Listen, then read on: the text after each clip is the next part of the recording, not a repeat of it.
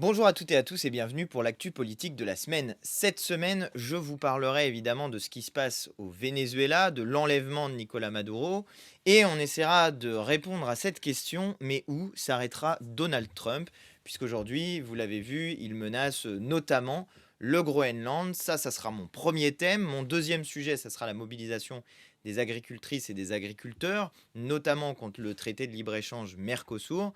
Et puis, je vous parlerai aussi de cette polémique qui a été lancée par la droite et l'extrême droite pendant les vacances de Noël. Et justement, cette polémique, c'est les insoumis ne disent pas joyeux Noël, ils disent joyeuses fêtes, donc ça veut dire quelque chose de ce que pensent les insoumis. Franchement, ça me fait trop rire. Donc je vous parlerai de cette polémique stupide lancée par la droite et l'extrême droite. Avant de commencer, je vous souhaite à toutes et à tous une excellente année 2026, la santé surtout, et qui soit une année dans laquelle vous accomplirez une partie de vos ambitions de cette année-là. Et je le dis aussi, j'espère que ça sera une bonne année électorale pour la France insoumise, puisqu'il y a les élections municipales les 15 et 22 mars. Je vous rappelle que d'ici là, il faut vous inscrire sur les listes électorales. Vous avez jusqu'au 6 février pour le faire. Et je le dis notamment aux personnes qui sont étudiantes et qui vivent sur leur lieu d'études, inscrivez-vous dans la ville dans laquelle vous êtes étudiant, parce que les 15 et 22 mars, le plus probable, c'est que vous soyez sur votre ville d'études, que vous n'ayez pas forcément les moyens de rentrer dans la ville où vous avez grandi. Donc si vous voulez pouvoir voter pour les élections municipales, c'est le moment de vous inscrire sur les listes électorales. Premier thème, donc, je commence avec le Venezuela et l'enlèvement du président Nicolas Maduro par les États-Unis d'Amérique. La question ici n'est pas de savoir ce que nous pensons du régime de Nicolas Maduro. Il y a plein de critiques à faire sur ce régime-là, mais ce n'est pas le sujet quand on parle de l'enlèvement d'un chef d'État par une puissance étrangère. C'était pas la première étape des opérations militaires de Donald Trump au Venezuela, parce qu'auparavant, il y a eu des attaques contre des navires vénézuéliens, contre des marins vénézuéliens, et depuis maintenant plusieurs semaines, Donald Trump avait déjà lancé des opérations, y compris des opérations d'enlèvement d'un certain nombre de personnes, et des opérations d'attaque donc contre ces navires. Mais on a franchi un cap avec cette attaque contre le Venezuela, d'abord avec des bombardements ciblés, avec une coupure d'électricité, et puis avec l'enlèvement du président Nicolas Maduro. Ça, c'est une rupture totale de toutes les règles du droit international. C'est littéralement un coup de force, un coup d'État, une déclaration de guerre contre le Venezuela. Et puis, ce qui m'a énormément choqué, c'est d'abord l'argument qui a été utilisé pour s'en prendre à Nicolas Maduro. Ils l'ont accusé d'être responsable d'un cartel de trafic de drogue. Paf, premier jour où Nicolas Maduro arrive devant le tribunal, la justice décide que le cartel, je crois qu'il s'appelle ça le cartel de Los Soles, je crois que c'est quelque chose comme ça. Eh bien, la justice a dit que ce cartel de Los Soles n'existait pas et que les accusations étaient donc fallacieuses sur ce sujet-là. Mais il faut bien voir ce qu'ils lui reprochent. Ils lui reprochent narcoterrorisme. Pourquoi ils ont fait ça, les États-Unis d'Amérique? Enfin, pas les États-Unis en l'occurrence. Donald Trump, pourquoi il a fait ça? Parce que il n'a pas le droit, y compris suivant les règles de son propre pays, de faire une intervention militaire sans qu'il y ait d'abord eu un vote du Congrès sur ce sujet-là. Donc là, ça lui permettait de passer en dehors du droit de son propre pays et de donner une justification pour, au final, mener ce qui est littéralement une opération militaire. Ça, c'est le premier élément. Le deuxième élément, c'est la vraie raison pour laquelle Donald Trump a voulu intervenir au Venezuela.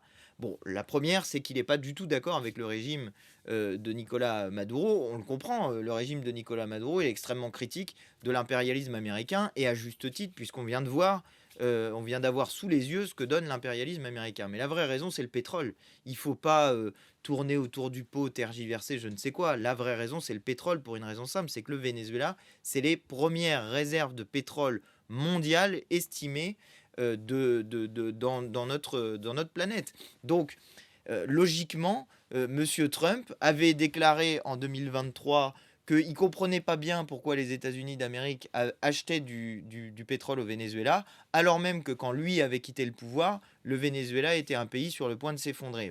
Donc il a pris la décision, vu que le Venezuela s'était pas effondré, il a pris la décision d'enlever le président en espérant que sorte de là un nouveau pouvoir politique qui soit favorable aux États-Unis d'Amérique, mais qui soit surtout favorable aux grandes compagnies pétrolières américaines pour qu'ils puissent aller littéralement sucer le pétrole du Venezuela et en fait coloniser économiquement le Venezuela en allant récupérer la matière première pétrolière. Donald Trump a lancé cette opération pour cette unique raison. Il n'y a que ça qui l'intéresse. Il est en train de sécuriser un accès pour les États-Unis à cette matière première indispensable à la vie économique des pays et aux opérations militaires. Et ça, c'est le deuxième point sur lequel je veux venir. Parce que cet acte lancé par le président des États-Unis, il en appelle à l'évidence d'autres. Il sert déjà à mettre un énorme coup de pression à la terre entière, et d'ailleurs ils ne se sont pas gênés. Ils n'ont pas arrêté de dire, en gros, si vous êtes un dictateur qui ne plaît pas aux États-Unis, vos jours sont comptés. Alors, ils s'en prennent à la terre entière devient dictateur, puisque ils s'en sont pris, y compris à la Colombie et au Mexique, mais je reviendrai sur ça après. Mais vous voyez comment sont ciblés de manière parfois directe ou indirecte les régimes cubains, le régime iranien. Et alors, pour le coup, le régime iranien, c'est pas du tout ma tasse de thé. Et vous voyez qu'en ce moment, il y a des mobilisations, et je les salue, contre le régime iranien et contre la vie chère en Iran, qui sont des mobilisations de masse que je soutiens pleinement. Mais on ne peut pas accepter que les États-Unis décident, par exemple, d'enlever les responsables iraniens. Si le peuple iranien décide de sa libération et de la libération du régime des Mollahs, ce sera une excellente nouvelle. Mais c'est au peuple iranien d'en décider et pas aux États-Unis à la place du peuple iranien. Et donc vous voyez comment ils sont en train de menacer Cuba, l'Iran, et puis dans leur sphère d'influence sud, puisque c'est de cela dont il s'agit aujourd'hui. Trump, il a dit qu'il voulait avoir son hémisphère, mais il ne parle pas de l'hémisphère nord, il parle de son hémisphère d'influence, c'est-à-dire les Amériques au sens large. Il menace le Mexique, il menace la Colombie. J'ai vu d'ailleurs que Gustavo Petro, le président de la Colombie, n'avait pas prévu de se laisser menacer. J'en dis pas plus sur ce sujet-là. Mais vous voyez comment les États-Unis sont en train d'essayer de refaire ce qu'on appelait la doctrine Monroe, c'est-à-dire la doctrine d'intervention des États-Unis d'Amérique dans l'Amérique latine. Et on est en train de revenir vers une période de montée en puissance des États-Unis sur cette Amérique latine. Et dans le même temps, Donald Trump il menace la terre entière, c'est-à-dire maintenant il s'en prend aussi au Groenland, donc le Groenland qui est une dépendance du Danemark, une colonie du Danemark en réalité. Et il est en train de dire que, comme le Groenland, c'est indispensable à la sécurité des États-Unis, mais là encore, il y a des questions pétrolières et des questions de passage de navires, notamment dans la partie nord de notre planète. Mais là, il y a une question très matérielle qui est posée pour les États-Unis d'Amérique. Et Trump, il dit en gros qu'ils sont prêts à prendre le contrôle du Groenland. Et derrière ça, et c'est là que je veux aussi en venir, c'est que la réaction de la France et de l'Europe d'une manière générale, elle est extrêmement faible. Macron a commencé par dire que, en gros, oui, il n'était pas d'accord avec Maduro, et puis tant mieux si jamais il était tombé, et que donc maintenant il allait falloir regarder la suite des événements. Pardon, mais non, en fait, le président de la République française, et là, c'est pas une question de droite ou de gauche ou de je sais pas quoi. Il y a des gens de droite, voire même d'extrême droite, qui ont réagi pour ceux qui sont attachés à l'indépendance de la France, à peu près tous de la même manière, en disant non, on ne peut pas enlever un chef d'État. Oui, la souveraineté des peuples, elle doit être sacrée, et donc on ne doit pas toucher au chef d'un État, quoi qu'on pense du chef d'un État, et c'est au peuple de régler leurs problèmes eux-mêmes si jamais ils veulent changer leur gouvernement. On ne peut pas accepter qu'une puissance étrangère commence comme ça à enlever des gens, parce que sinon, si Poutine avait réussi l'enlèvement du président ukrainien, qu'est-ce qu'on lui aurait dit si jamais il avait réussi? Enfin, je veux dire, si vous commencez à faire du droit international à géométrie variable, alors il n'y a plus aucun droit international. Et c'est justement tout le problème de la période. C'est que entre ce qui s'est passé entre Israël et la Palestine, entre ce qui se passe en Afrique, dans un certain nombre de pays, comme par exemple au Congo, ce qui se passe aujourd'hui en Amérique latine, et d'une manière générale, ce qui s'est passé en Europe avec donc la Russie et l'Ukraine, quand d'une manière générale, vous laissez faire les coups de force, les franchissements de frontières, les bombardements du voisin, et que vous laissez faire, y compris les enlèvements de chefs d'État en disant oui, après tout, c'était un dictateur, eh bien, il n'y a plus de droit international possible. Et ce qui est en jeu aujourd'hui, au moment où on est en train de se parler, c'est justement l'existence ou non d'un cadre de droit international, d'un cadre de règles internationales, ou bien, si jamais c'est plus ça, on en revient, ça veut dire à la loi du plus fort, à la loi du plus puissant. Et le plus puissant, en l'occurrence, ça veut dire à la fois celui qui a le plus d'argent, celui qui a le plus de ressources, celui qui a le plus de monde. Et alors, à ce compte-là, eh bien, vous revenez à un jeu de très grande puissance avec, in fine, un affrontement entre peut-être la Russie, la Chine, les États-Unis d'Amérique, l'Inde, le Brésil, les grandes puissances économiques et militaires, en l'occurrence pour un certain nombre d'entre elles, de ce monde. On ne peut pas accepter ça. Et nous, les Français, la parole des Français dans cette période-là, ça ne peut pas être ce qu'a dit Emmanuel Macron. C'est une autre parole. Alors moi, je salue vraiment fortement les prises de position de Jean-Luc Mélenchon, le fait que la France insoumise s'est mobilisée en soutien au peuple vénézuélien dès que le coup de force a été connu. Et je dis que nous allons devoir nous engager dans les années à venir, non pas, comme le dit Emmanuel Macron, en se préparant à la guerre et en préparant nos enfants à mourir et je ne sais quoi, mais en se préparant à la paix, c'est-à-dire en étant une voie de paix dans le monde, parce que la parole de la France doit continuer à être une parole pacifique, à être une parole qui parle au droit international et qui essaye de faire en sorte que reste ce cadre international qui permet de régler les conflits non pas par la force, mais par le dialogue, par la diplomatie, par la discussion, pour essayer de faire en sorte bien, qu'on contienne et qu'on contraigne d'une certaine manière les grandes puissances à rentrer dans un cadre de débat international.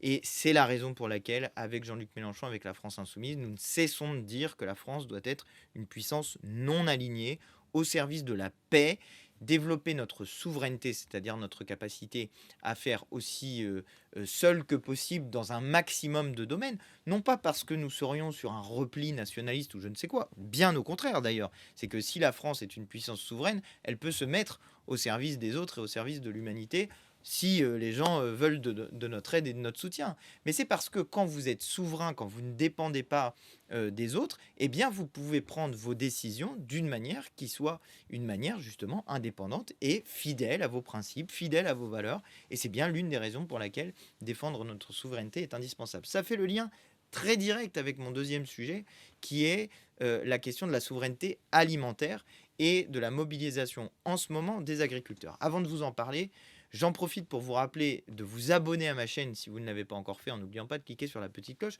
Je vous le dis parce que quand vous vous abonnez, eh bien, ça aide la vidéo à se diffuser. Et puis, je remarque qu'un certain nombre de personnes qui regardent la chaîne ne sont pas abonnées. Donc, vous regardez la chaîne régulièrement et vous n'êtes pas forcément abonné.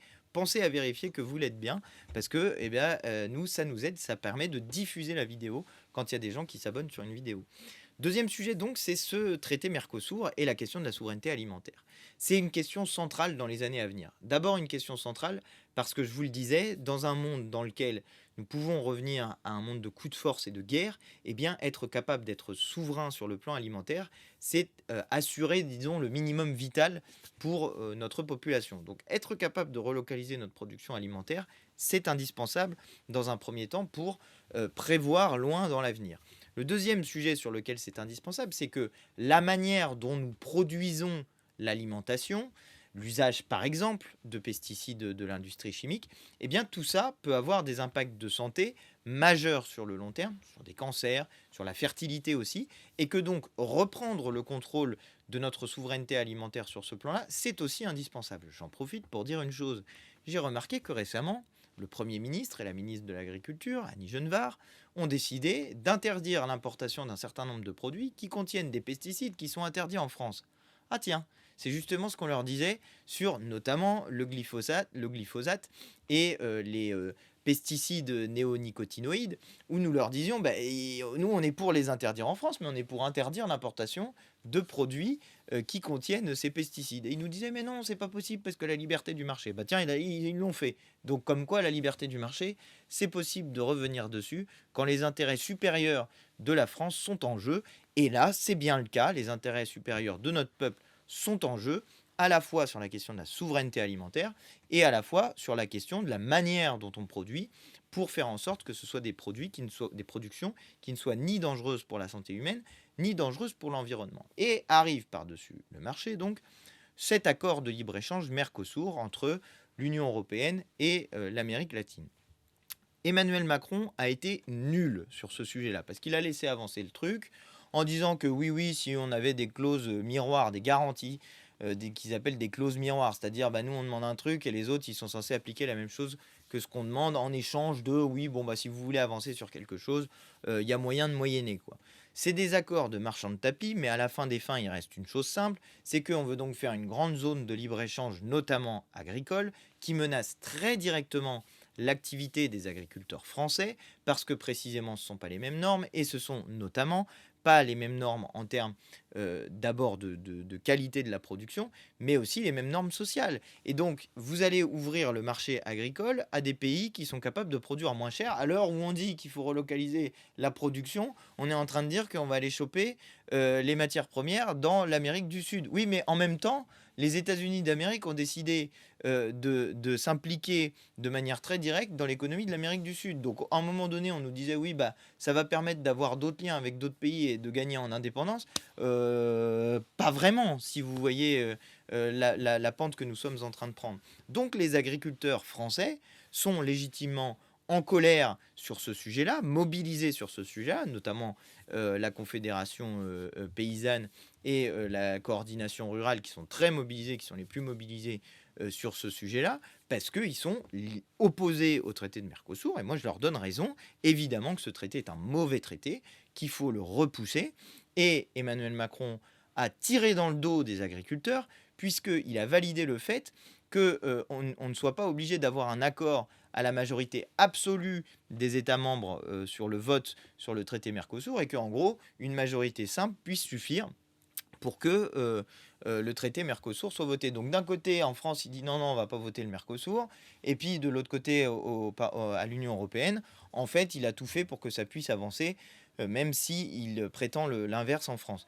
Je rappelle quand même que la France insoumise a déposé une résolution à l'Assemblée nationale qui a été votée à l'unanimité de l'Assemblée nationale pour que les représentants du peuple français, puisque c'est ce que nous sommes à l'Assemblée nationale, envoient le message qu'ils refusent l'accord Mercosur. Donc notre président de la République, le pouvoir exécutif dans le pays, il doit faire appliquer la volonté du peuple et représenté par ses représentants. Donc là, il n'a pas le choix, normalement, Macron. Il doit s'opposer à ce traité Mercosur. Il doit faire tout ce qu'il peut pour empêcher le traité Mercosur de passer. Et s'il le faut, il devrait mettre en balance la participation de la France au budget de l'Union européenne, parce que, comme on est contributeur net de 9 milliards d'euros, eh bien, ma foi, ça mettrait quelques arguments dans la balance sur la négociation. Nous ne sommes pas d'accord avec ce traité Mercosur. Je donne raison aux agriculteurs qui sont mobilisés. Nous les soutenons pleinement et entièrement, et j'espère bien que nous allons gagner cette bataille. Et puis, l'autre sujet de mobilisation en ce moment des agriculteurs, eh bien, c'est la question de la dermatose bovine. Je vous en avais déjà parlé, mais sur ce sujet-là, là encore, nous avons été parmi les premiers engagés, mobilisés, pour faire en sorte que nous sortions des règles absurdes qui visent à tuer d'un seul coup tout un troupeau dès lors qu'un animal est touché, plutôt que de faire de la vaccination et d'essayer de faire du confinement. Alors nous, on a été capable d'être confinés nous-mêmes pendant des mois avec le Covid, mais on n'est pas capable de confiner des animaux et d'essayer de faire en sorte d'éviter la propagation de la maladie. Tout ça est ridicule et absurde, et surtout ne prend pas en compte la dimension humaine de ce que c'est que l'élevage et de l'implication des éleveurs vis-à-vis de leurs bêtes. Et tout ça est dramatique et géré d'une manière qui est mauvaise. Puis en plus, pris extrêmement tardivement. Je veux dire, nous, les alertes qu'on a lancées, on les a lancées en juillet 2025, ou en juin même 2025, je crois, en disant il faut commander des vaccins, il faut vacciner en population générale, il faut avancer sur ce sujet-là, sur la question de la dermatose bovine, parce que c'est le grand sujet qui va arriver dans les mois à venir. Bah bingo, c'est ce qui est arrivé. Et encore une fois, on n'a pas écouté les insoumis. Et moi, je remercie notamment Manon Meunier, qui est notre députée, qui est mobilisée aux côtés des agriculteurs, Aurélie Trouvé aussi, qui est énormément sur le terrain. Donc vraiment, merci à elle de porter la voix de la France insoumise auprès des agriculteurs et de porter nos propositions auprès des agriculteurs. Dernier sujet dont je voulais vous parler aujourd'hui, eh bien, c'est cette polémique amusante de l'hiver. Alors, je vous résume le truc. Les insoumis menacent la civilisation, car nous ne disons pas joyeux Noël au début des vacances de Noël, mais nous disons joyeuses fêtes, et donc joyeuses au pluriel, hein, joyeuses fêtes au pluriel, ok. Et donc, comme on dit joyeuses fêtes plutôt que joyeux Noël, c'est bien la preuve qu'on n'aime pas Noël, donc on n'aime pas la chrétienté, donc du coup on est anti-chrétien parce qu'on parle pas de Noël, je sais pas quoi. Là, je dois dire, vous avez vraiment tapé dans le mille, les gens de droite, parce que vous avez réussi à dégoûter les gens qui vous soutiennent. C'est-à-dire, même les gens de droite, ils se sont dit: «Non, là, vas-y, là, c'est trop. Là, c'est ridicule, les pauvres insoumis». Mais surtout, mais mettez-vous à la place d'une personne de droite qui, avant de partir, du travail, a dit à ses collègues, «Bon allez, joyeuses fêtes, hein». Du coup, alors le voilà devenu wokiste et ennemi de la civilisation parce qu'il a dit «joyeuses fêtes» au lieu de dire «joyeux Noël». Tout ça était d'un ridicule total. Déjà, petit 1, quand on dit «joyeuses fêtes» au pluriel et qu'il y a, attends, il y a Noël et il y a le Nouvel An, hein, joyeuses fêtes, il y en a 2 au pluriel. Donc si tu dis, si tu dis au pluriel joyeuses fêtes, déjà c'est que tu dis à l'intérieur c'est contenu joyeux Noël et bonne année, tu vois. Mais le plus ridicule de tout ça, c'est que ils pensent que Noël n'est qu'une fête religieuse. Bien sûr que c'est une fête religieuse et les catholiques et les chrétiens plus largement doivent pouvoir célébrer cette fête religieuse et célébrer en l'occurrence dans la religion chrétienne la naissance du Christ. J'en profite pour dire au passage que la date de la naissance du Christ n'est vraisemblablement pas le 25 décembre et que c'est une date qui a été choisie par les Romains il y a maintenant 17 ou 18 siècles et que c'est une date qui a été choisie à ce moment-là parce que par ailleurs, il y avait dans cette période beaucoup d'autres fêtes, et notamment des fêtes païennes, des fêtes associées au culte du soleil, parce qu'on est dans la période du solstice d'hiver, c'est-à-dire la limite à partir de laquelle les jours se rallongent, on est dans le jour le plus sombre de l'année, et il y a toute une symbolique d'ailleurs qui a été mise en place par la religion chrétienne, en disant que c'est la fin de l'ombre et le début de la lumière, et donc il y a des fêtes qui ont été empruntées, c'est ce qu'on appelle le syncrétisme, c'est plusieurs idées religieuses qui sont rassemblées autour d'une religion. Mais la fête de Noël aujourd'hui est plus large que la seule religion chrétienne. Elle est devenue une fête populaire, une fête dans laquelle on fait des cadeaux. Il y a des gens qui sont pas du tout chrétiens qui fêtent Noël. Il y a des gens qui sont d'autres religions qui fêtent Noël. Et puis dans les familles, vous savez, tout le monde n'a pas nécessairement la même religion. Je sais que c'est très choquant pour les gens de droite et d'extrême droite de dire que on a des familles qui sont des familles mélangées, mais c'est la vérité. Et donc vous avez des pratiques culturelles et cultuelles qui sont différentes dans les familles, mais qui fait que d'une manière générale, les vacances de Noël, c'est un moment dans lequel les familles se retrouvent et célèbrent ensemble. Et généralement, comme le 25 décembre est férié, bah, les gens font un réveillon et profitent de la journée fériée pour être en famille et fêter Noël à leur manière. Et bien, vous savez, et d'ailleurs, au passage, j'en profite pour dire que c'est aussi beaucoup une fête capitaliste aujourd'hui, dans laquelle on dépense plein d'argent, mais voyez-vous, c'est une fête capitaliste, mais quand même tournée vers les autres. C'est-à-dire qu'on se sert de son argent, non pas pour le garder pour soi et pour faire plus d'argent, mais pour essayer de faire des cadeaux à celles et ceux qu'on aime. Et à titre personnel, c'est une fête que j'aime beaucoup, parce que justement, on passe du bon temps avec sa famille, et qu'en plus, on essaye de les régaler avec des beaux cadeaux et parfois un bon repas quand on a le temps de cuisiner, ce qui n'était pas mon cas cette année. Mais je dois dire que les macarons de ma sœur, si tu m'écoutes, étaient un délice vraiment. Bref, je vous dis ça avec un peu le sourire et pour finir cette vidéo, parce que honnêtement, je pense que maintenant, la droite et l'extrême droite font des polémiques tellement ridicules qu'il faut en rire. Il faut s'en amuser, il faut les ridiculiser, parce que déjà peut-être que ça leur passera l'envie d'en faire, mais que surtout ça peut leur donner des idées nouvelles. Je veux dire, n'hésitez pas comment dire, à mobiliser le meilleur de vous-même quand vous êtes à droite et à l'extrême droite pour nous inventer des polémiques de ce niveau de ridicule, parce que nous on se marre bien derrière nos écrans quand on voit passer vos idioties. Nous on rigole, on se poile, on se moque beaucoup de vous, on vous trouve assez stupide, et donc plus vous en faites, plus on rit, plus on s'amuse, plus on passe du bon temps, et vous pensez nous pourrir la vie, mais au final, eh bien, vous nous faites bien rire, et puis vous vous ridiculisez tellement que vous finissez même par faire fuir les gens qui voulaient voter pour vous, mais qui se disent qu'au final, ils peuvent pas voter pour des gens qui les font passer eux-mêmes pour des imbéciles ou des wokistes ou des je ne sais quoi. Mais tout ça nous amuse énormément, donc vraiment, on compte sur vous pour continuer à nous amuser. Il y a bientôt le 1er avril, donc n'hésitez pas à donner le meilleur de vous-même à cette occasion. Ce sera un moment assez plaisant. Voilà ce que je voulais vous dire aujourd'hui. J'espère que cette vidéo vous a plu. Si c'est le cas, je vous invite à vous abonner à ma chaîne en n'oubliant pas de cliquer sur la petite cloche. Vérifiez si vous êtes quelqu'un qui regarde régulièrement les vidéos que vous êtes bien abonné. Et puis je vous dis à la semaine prochaine pour la prochaine actu politique de la semaine. Salut tout le monde.